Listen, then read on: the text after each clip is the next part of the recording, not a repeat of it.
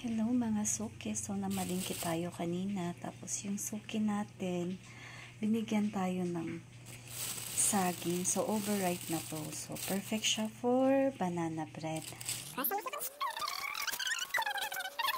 So gagawin natin, dadagdagan natin yung banana bread natin para bigyan natin si ate. So magbibig tayo, pero while waiting for our chocolate moist cake, titimplahan na natin to para mag-set siya, mag-rest siya ng 1 hour before natin siya ilagay sa oven. So, nahanda na natin. Ito na yung banana. So, hangko ngayon mash nga usto kasi lang para at buo-buo na. Tapos, nuts. I want to add some nuts. And then, raisins. So, hangko na tansya nung ti measurement na dito. Tapos, ibabad ko yung iso na ti water. Tapos, ma-rehydrate.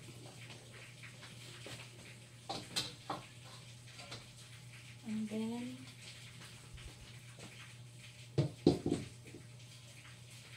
chai melted butter. So, 3/4 cup melted butter. Tapos, kagaan tayo lang ti. So, yung recipe na dito na original is 2 cups. Pero, aramidok nga 1.5 cup. Tanihan ko unay kaya ti sweet. Masyado ng sweet. So, half cup lang dito.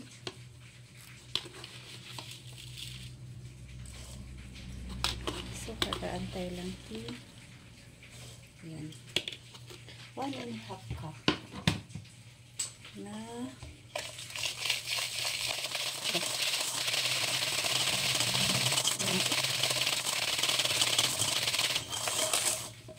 nagtambod siya dati.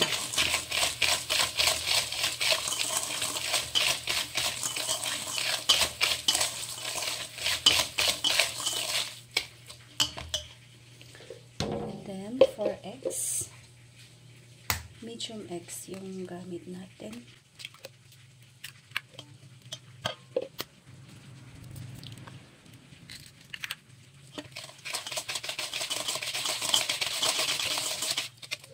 So, mag-uusap na tayo kung mixer kasi ano natin ito siya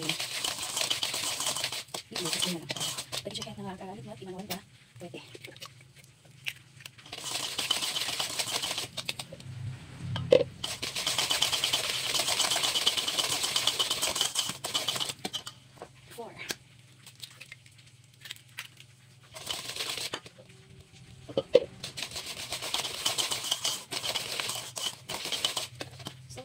Milk ko natin kasapulan tayo kaso awan ti na anak mo ni 1 cup milk. 1 cup milk pero water ang gagamitin natin. Okay. Tapos 50, pagahin na natin started butter, sugar, and egg. Tapos lang may konti sugar. Okay. Nagtukol-tukol. Ang ganang mga sugar so ay kapag lang isin na.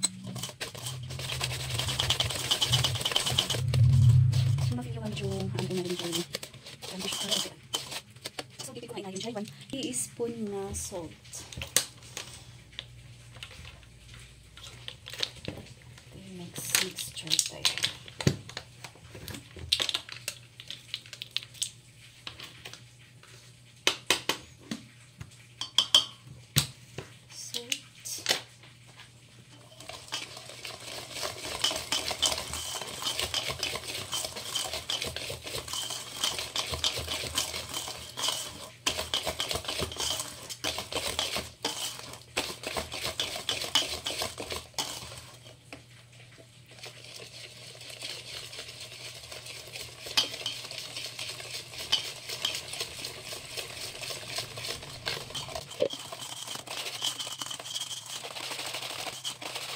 Once they banana bread, may nagpipisa rin tayo put milk. Either evaporated milk or fresh milk. Kaso walang, hindi ako nakabili kanina eh. Excited ako nung binigyan nila yung saging kaya wala na sa isip kong bumili ng milk. And then, 1 teaspoon ng vanilla. So, ito yung gamit kong vanilla. No other vanilla essence here or vanilla pads. May net naman.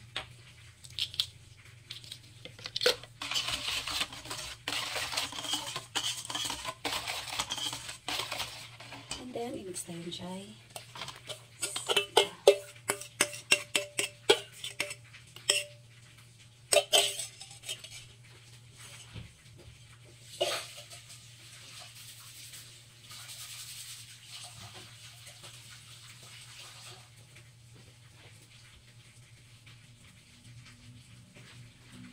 Quick hand wash. Nagpanghoy so masugot yung fruit fly. So, hindi nakisak dito sa bahan tayo na gayang nga overripe iso na. So, gusto lang siya pagka-ripe na. May mayat kumamanan mo overripe nasamsam. Kan mas. So, nagtatakol energy sabay. So, nga kung yung kagaanin. Magaramit tayo lang basic na timplahan tayo pang demo tayo lang banana bread. So, set aside tayo dito. Prepare tayo dry ingredients. Ayan.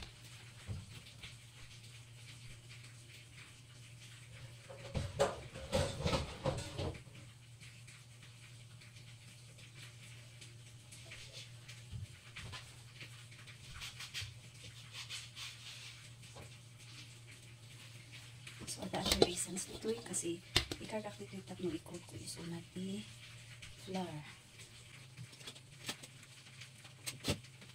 Sarap niya. Basta siya.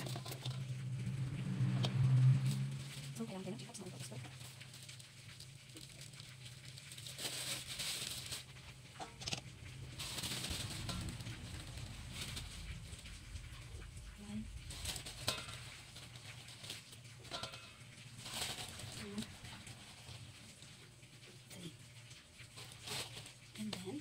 Baking powder kan, baking soda.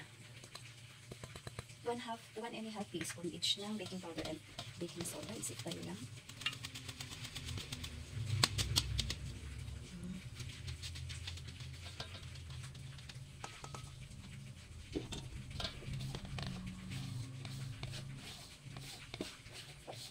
So, hanggang enkarga dahil raisins dito nga mixture kasi siya yung soda kanya. May mayat mo dyan raisins ka. May inayong before. Flour na dry. So, waras tayo lang. Kasi kiwait lang siya. Nag-will incorporate siya baking powder lang, baking soda siya. Mixture tayo.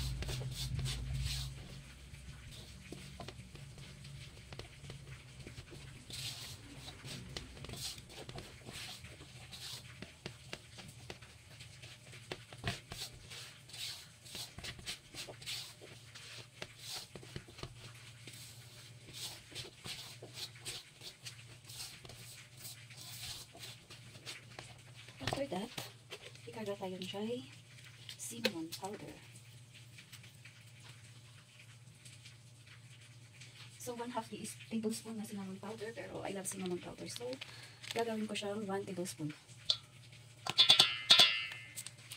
Actually, perfect to kasi nilalagay ko sa aking coffee. Free, sarap yung cinnamon, mabango pa siya.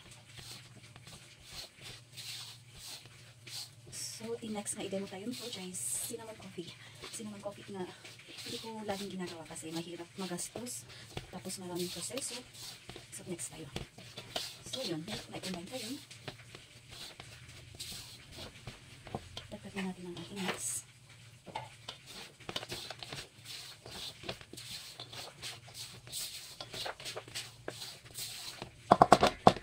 And ang ating wet ingredients.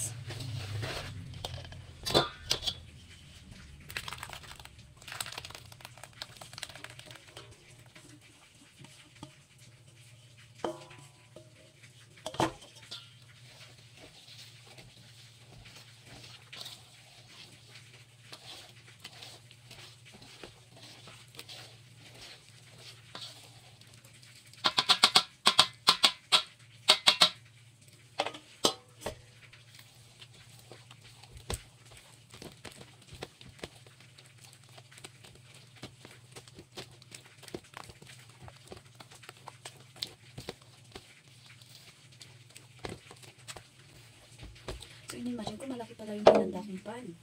Pero okay lang.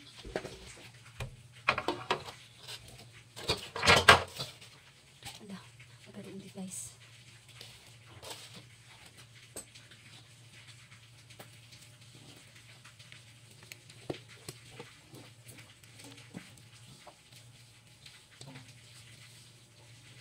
Dali tayo lang by 45 minutes, 180 degrees Celsius. Or mabalimot lang na pancake.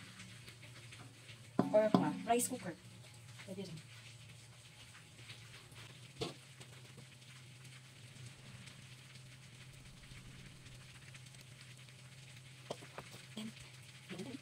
Hey, naisalang na. So, ito ang gamit nating oven. And, maghintay tayo ng 45 minutes.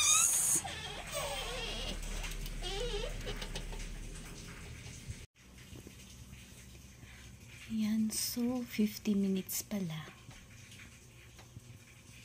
Okay na siya.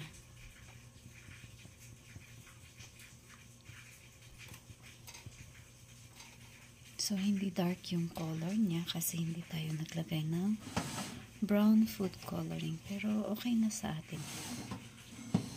Golden.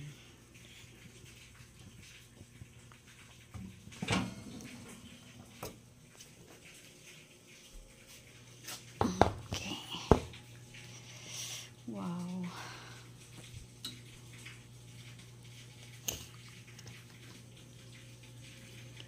So, i-on ko lang yung light. Okay. Oh, wow.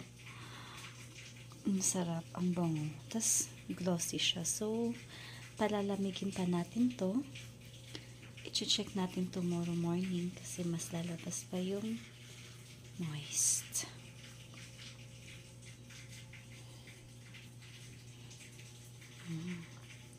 Yun yun. Yun, mga chunks. Sarap. Yung raisins natin. Nuts. Heto na ang ating banana bread. Finally, after 12 hours. O, diba? Mas nag-moist pa siya. And ang bango. Pinalakas nung cinnamon powder yung bango ng banana. Kaya, bango. So, ikakat na natin para mag-share na tayo. Share ng... Ayan, so good morning. Nakat na natin siya at ganito siya. So,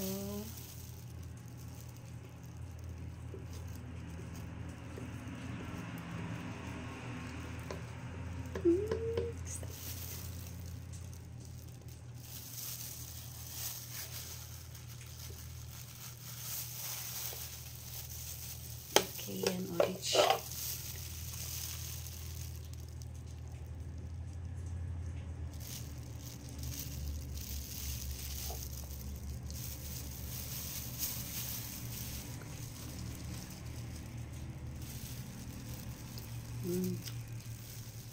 Masarap pa rin kahit wala siyang milk.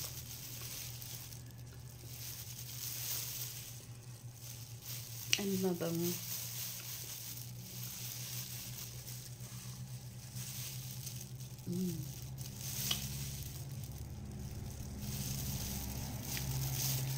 Maganda yung kulay niya. Akala ko kasi light siya.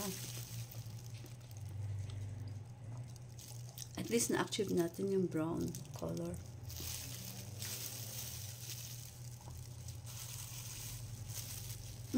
Grabe, ang sarap.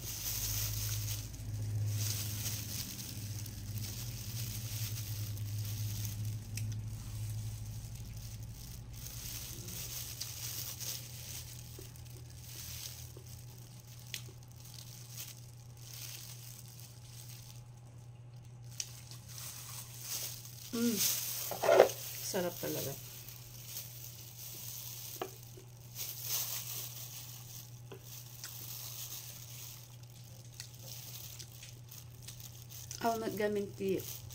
Awan ti kadwak nga maka-steady tamayat mga luto-luto tayo kasi pang breakfast lang kasi siya pang kape kasi ato pimanti ang kape titi sa pakat awan ti ma-serve ko nga extra nga cake kasi siya kasi kanayon nga ti orders lang ti kayak nga aramid kasi aside from agbibikak gamin agluto tayo ti budget meal hindi kaya ng powers. So, no, inya lang ti capacity nga i-serve. Iso lang ti man ma-serve ko. So, no, adupi man ti agbirok ti bread, cakes, kakasjay. Kanayon ti man nga sorry ti sumbat tayo.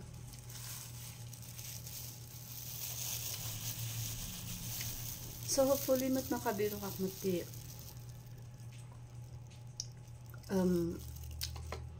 permanent mat nga kadwan jay kakadwa kasi jay may nga permanent kanyak tata.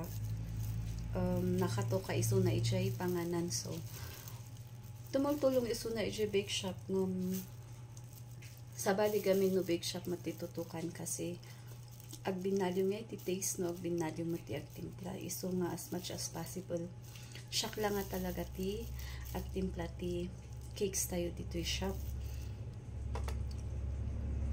so ayun ang sarap niya. Kunak nga raman lang, nakaado ako.